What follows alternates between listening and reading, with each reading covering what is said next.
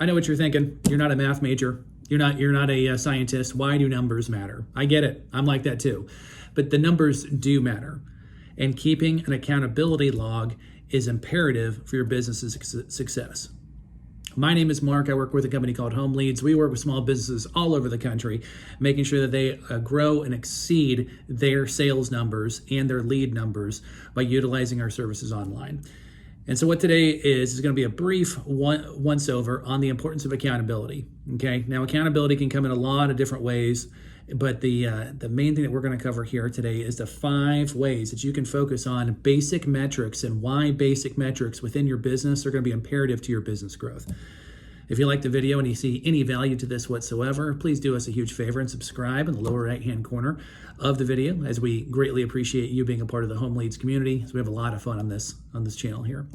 So with that being said, let's dive right into it, okay? The first thing you want to make sure that you're looking at when you're discussing numbers with you or your team. Now, again, all these items are going to be fantastic, either if you're a solopreneur, a small business owner with a small team looking to scale, or you have a lot of employees, a lot of people out in the service field representing your company.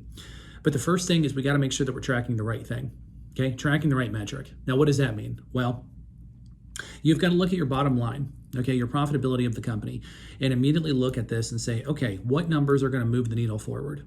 I know it's very, very important to track the minuscule things or the this or that or get caught up in the weeds, but seriously, folks, we want to focus on one main thing, especially as your business is getting off the ground and you're looking to scale and become profitable, and that is dollars in. So what's the most important thing with dollars in? Well, more than likely sales, acquiring customers. So if you don't yet know how many touches you need to have with a customer to get a sale, that's okay. But I would strongly suggest looking at how many sales you need to get in, okay? How are you getting those sales? How are you getting those dollars in the door? Because if you don't have cash flow, it's gonna be a very, very difficult effort and really an uphill battle to really make your business fly. Okay, so the first thing is you want to make sure that you're tracking the right thing. I would suggest dollars in. Okay, next thing is who is the right person to track that. Okay, if you're a solopreneur, if you're just starting out, you're on your own, you're getting things going, it looks like it's going to be you. Okay, you're probably going to be the the candlestick maker and the shoe maker. I don't know, one of those deals. My dad used to tell me when I was a kid.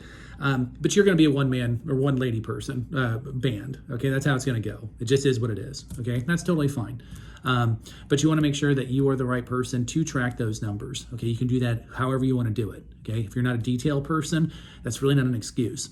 Okay, there's a million different softwares, apps, heck, even a pen and paper you can use to make sure that you're tracking whatever numbers that you feel are important.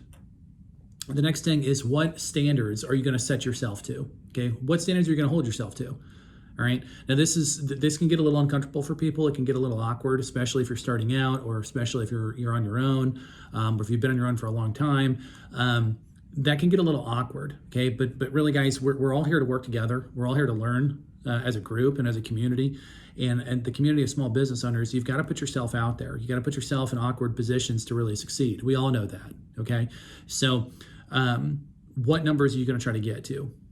Now, I know this seems kind of vague, so I'll get a little bit more tangible here. Let's say you're a service business and you're trying to get 5 sales a month, 5 new customers. Okay, so that's the number that you're putting on yourself, and the reason why you're putting that as an important metric is because you find that 5 sales is going to help scale your business. Okay, so if that is the requirement, 5 sales is a requirement. Okay. What is going to happen if you excel on those 5 sales, and what is going to happen if you don't hit those numbers? You've got to hold yourself accountable. Just sitting there and saying, yeah, I'm going to go get 5 sales because this guy on YouTube told me to do that, and you don't do that, that's not really going to do anything for your business. It's not going to do anything for you or your personal growth. Okay, so you've got to make sure that you're holding yourself accountable.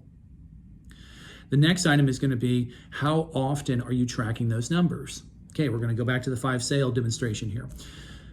I would strongly suggest that you keep an eye on those important numbers on a regular basis. Now, regular basis to me and a regular basis to you may be different. Okay, so a regular basis, I really don't think you need to track sales every hour. Okay, unless you're a super, super high volume, low ticket business. But for the vast majority of clients we work with are home service businesses. I don't really think you need to do that. Okay, but for sure, I would at least do it per week.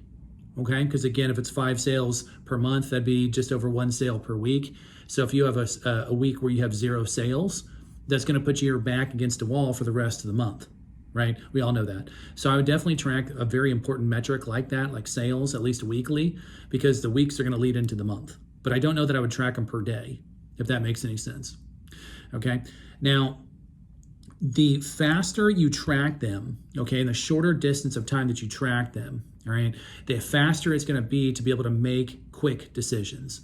And when you're a small business coming up, you're trying to get traction, you're trying to turn profit, you're just trying to make a buck here, it's imperative that you're able to pivot and move hard in one direction or the other very, very quickly. So I do not suggest tracking sales just once a month, or God forbid, once a quarter. Because if you do it once a month and you review your numbers at the end of the month for the previous month and you did no previous tracking of the sales, the month is over, it's toast. So you can't go in there and pivot hard and say, oh gosh, I'm not doing enough sales calls, or oh gosh, my social media is not really doing well with my ad, or oh gosh, those door hangers didn't get delivered, or however you do it. Doing it once per month on a very, very important number is not going to be a good idea, simply because you're not going to have enough time to pivot hard with what you learned from the week before, make adjustments to the plan so that you can hit those goals. Okay. The last one, and I really think the most important one, is this. When you're talking about accountability and you're talking about tracking numbers and making sure that those numbers are moving the needle, I think the most important one that folks always overlook is two things. And that's going to be celebrate your wins and work through your losses. I would love to sit here and say that every business owner who's going to throw their numbers out there after they watch this video is going to, blow them out of the water, and this is going to be fantastic, and it's going to be, champagne and everything else. Well, I'd love to say that, but the reality is it's probably not going to happen. Okay, it's probably not going to happen. So it goes both ways. If you miss that goal, it goes back to holding yourself accountable. It goes back to holding your team members accountable. Okay. If you miss that number, and it's a very, very specific number, like 5 sales, and you come in at the end of the month and you get 3 sales, that's not going to work. You're not hitting your numbers. And you know what? If you're a solopreneur, no one's going to be staring over your shoulder and sitting there and tapping you on the arm and saying, hey, you didn't do a good job. No, that's going to be you. You've got to be adult enough and a mature enough business owner to sit there and really have some reflection and say, why did I not hit that? Why did I set out a goal and it didn't work?